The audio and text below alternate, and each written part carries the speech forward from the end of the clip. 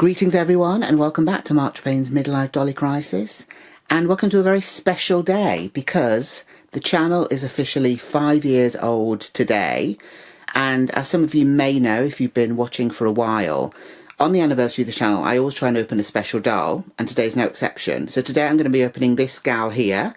So this is a Blythe doll. She is Sailing Dominique, and she was released in September of 2025, which was of course last year. So yeah, so this is the box that she comes in. It's actually very pretty. She's got a nautical theme. She was released last September, which is kind of a weird time, I would say, to release a doll which seems to have such sort of summery vibes. So I didn't open her straight away. I wanted to wait until it was a bit more sort of summery, really, and more kind of in keeping with what she's wearing and stuff. So as you can see, the box has got sort of sailing boats and lighthouses and obviously ropes and stuff as well. If we have a look, you can probably see it a bit better there. It's got a very kind of vintage feel about it, which obviously I like a lot. And that's the back of the box there, which doesn't really tell us an awful lot. The colours are very kind of retro as well. They're kind of a little bit sort of faded almost. So the doll herself is in here. She does have a second outfit. She was a bit pricier than the regular releases have been, possibly because there's more to her, I suppose.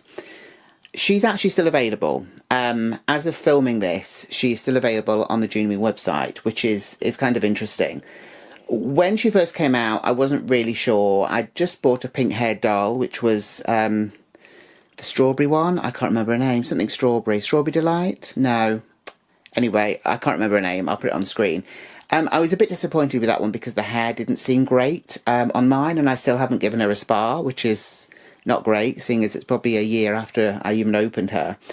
So, yeah, I kind of felt, oh, should I get another pink-haired one or not? And I wasn't really sure, but I did really like the whole nautical theme for her. So that was really one of the reasons that I got her. So look, I'm going to get her out the box, get all the stuff out the box as well, and we'll have a look and see everything that she comes with and what she looks like. So that was a struggle. I think Blythe dolls are the one doll that make me actually consider being an inbox collector, because just getting those out, the struggle is real, definitely, with these dolls, particularly when they come with a lot of extras, which this one does. So we're going to have a look at the bits and bobs that she comes with before we look at the doll herself.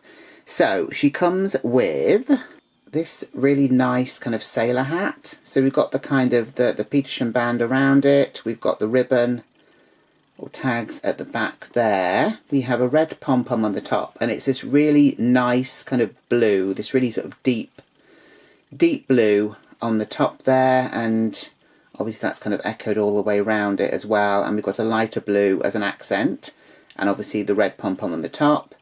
We've also got this really nice lining inside, which is of course a light blue and white, so that's quite a nice touch as well.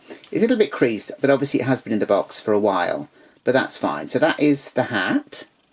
We've then got this pair of shoes here, which I believe is something we've probably seen 100 times before. The shoes are nice. I mean, at least these will stay on her feet. I was concerned with what shoes they might have ended up giving her, but these ones will definitely stay. I just wonder if maybe the colour might have been nicer, maybe in white or something. I don't know, just a different colour to this. It doesn't really go with anything else that she comes with, but yeah, I mean, they're fine. Obviously they have got a bit of painted detail on the buckles. Obviously the soles are a different colour as well. Yeah, they're fine shoes, and as I say, at least they don't keep falling off. So that is the shoes that we've got there for her. We've got this, which is a bag, but obviously it looks like one of the kind of the life rings that you would throw if you get a man overboard or whatever. And we've got this kind of rope detail around it as well. We've got a boat motif in the middle there. It is actually workable. So it's kind of padded, but you could get something in because there is actually an opening there. It's quite a kind of gimmicky looking bag, but it's nice that it's workable, and obviously it will go very nicely with the rest of the stuff that she's wearing. So that is the bag. We've then got this. So this is part of a second outfit, really. So this is kind of like a red colour, but it sort of looks a little bit sort of red denim-y to me, only because of the kind of the texture of the fabric. It is shorts. I thought it was a skirt, but it's not. So It's short with pleats on it, which, you know, is really nicely done, and obviously not an easy thing to produce. We've got 2 rows of tiny white buttons as well, which is always nice. I mean, they're obviously just for decoration, but it's still kind of nice to have them because it does give it a more kind of realistic look. We've got straps here which cross over at the back, and these all kind of go over her shoulders, obviously. And yeah, it looks like a skirt, but it is, as I say, it is actually kind of short, which is very cute. And then at the back we've got a press stud here, and that's it. Yeah, so the press stud is basically what just keeps it closed. And the fabric has a weight to it, so it will kind of keep its shape as well, which is quite nice. So that is the shorts. We've also got this really cute blouse. So this is a proper kind of sailor looking blouse in that it's got the sailor collar, which I think you would have to undo to get over the head, obviously because they've got the big heads. So there's a press stud here by the looks of it. So you would undo that, put it round her neck, and then kind of reattach it at the front there. We've got this blue and white striped tie around there as well.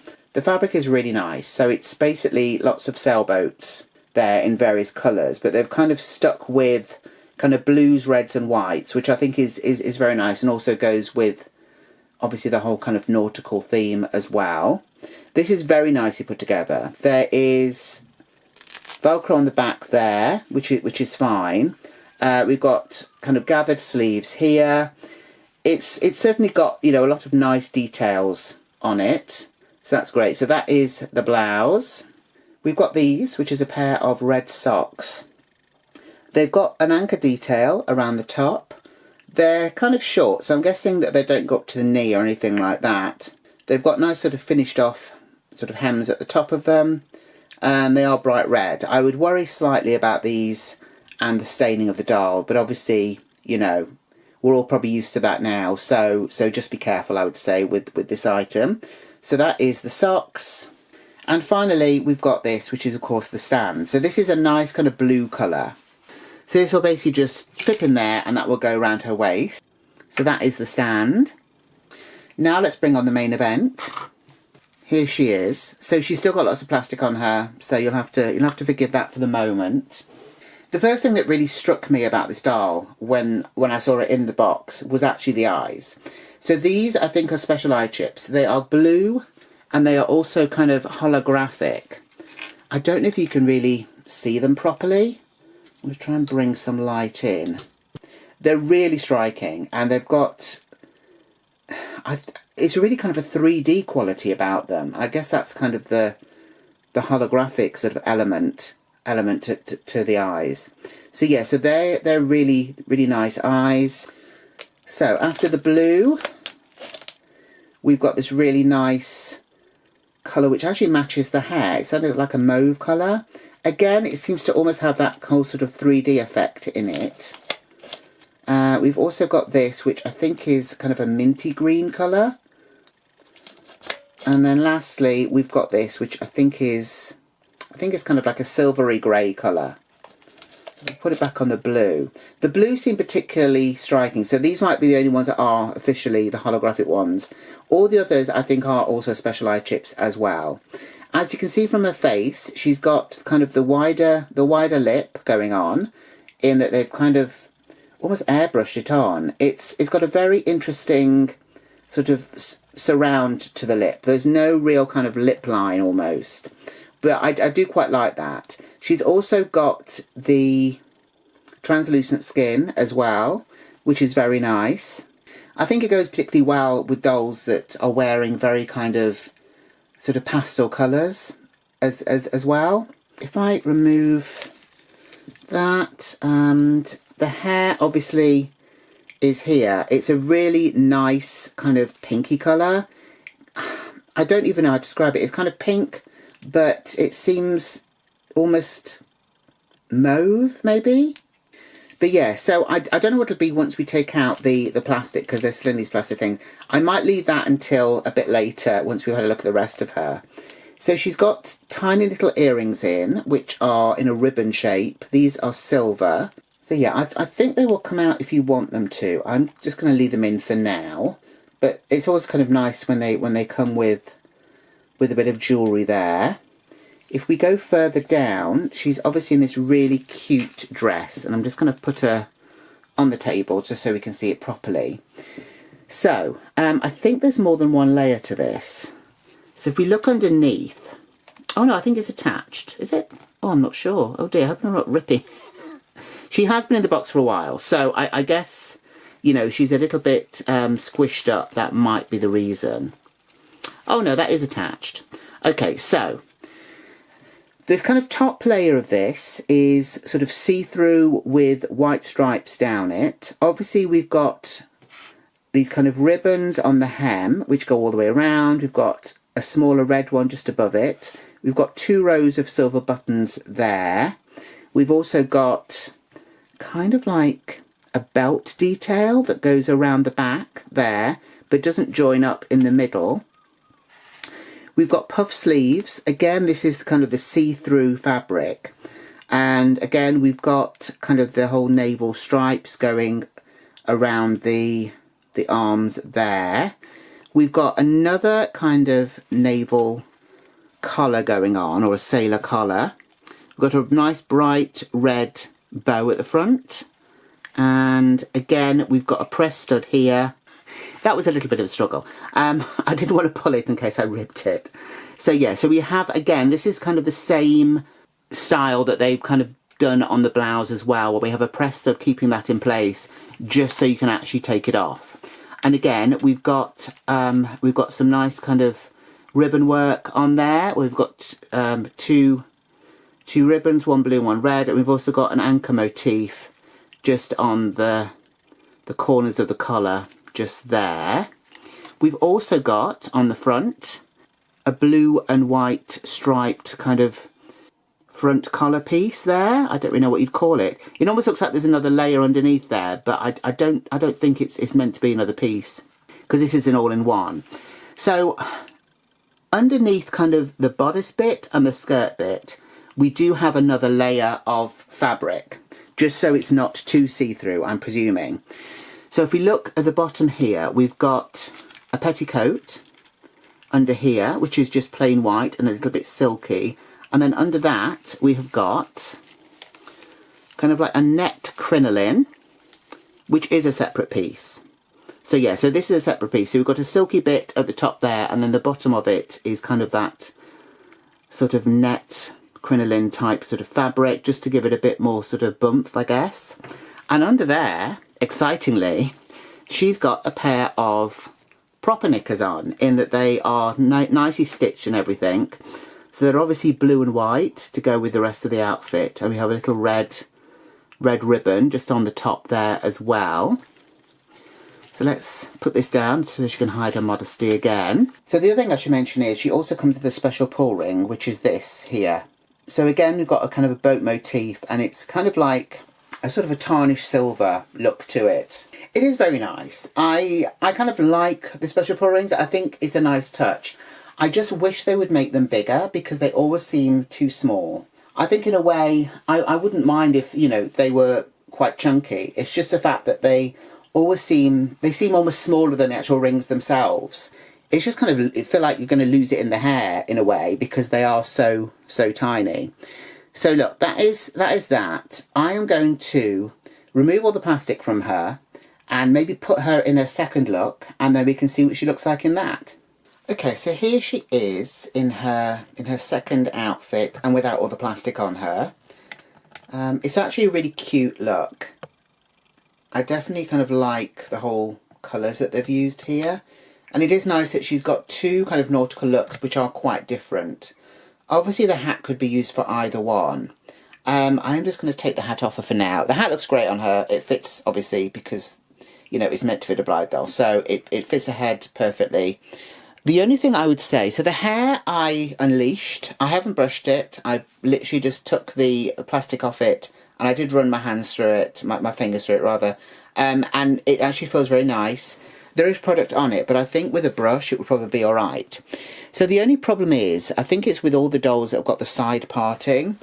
And I've actually put a clip in here. If I unleash the clip, it literally looks like Sadako from the Ring movies.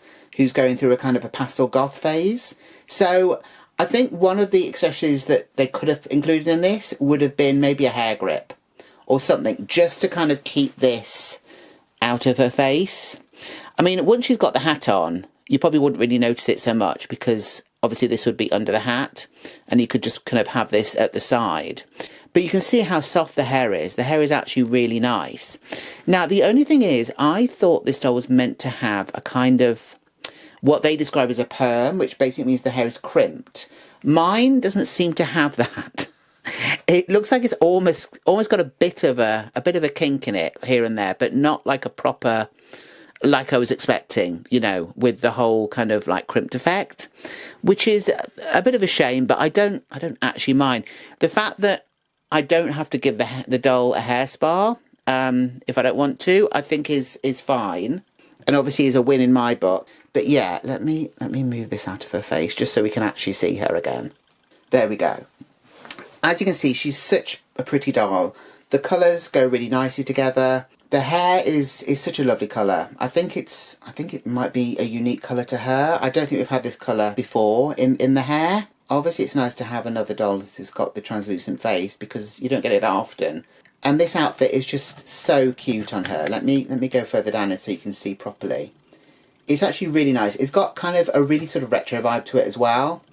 And I really like the kind of little sort of shorts and the way that they've kind of given it that whole sort of dungarees look with the straps. And obviously with the pleating at the front, they look really nice. And obviously they're a bit more voluminous than kind of, you know, hot pants or whatever. So this is her in this outfit here. If you check out the picture at the end, I will put her in her full outfit, her full first outfit as well, so you can have a look at both of them and see what you think. I'm delighted to have this doll open, finally.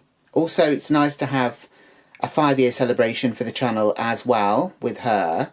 It is actually 25 years of Neo Blythe, which is when Takara started to sort of produce the dolls again, I think in 2001. It seems very odd at the moment, because on the website, as I mentioned, you can still get Sailing Dominique. I think there's one other doll you can get, which I think is the first Dolly Days doll. But apart from that, there's not really been a whisper of what's going on with any releases. The last release was, I think, May, and that was the second Dolly Day doll, which was the sleepover one. So, yeah, I'm not really sure what's going on with that. You would think for an anniversary year, they would really be trying to sell dolls. But at the moment, it's a little bit quiet on that front. So what are your thoughts? Let me know down in the comments below on Sailing Dominique and which outfit you prefer and what you've done with yours maybe. If you've enjoyed the video, please give it a like. Please subscribe if you haven't done so already. And please share the video if you know anyone else that like this kind of content. And I will see you in the next one.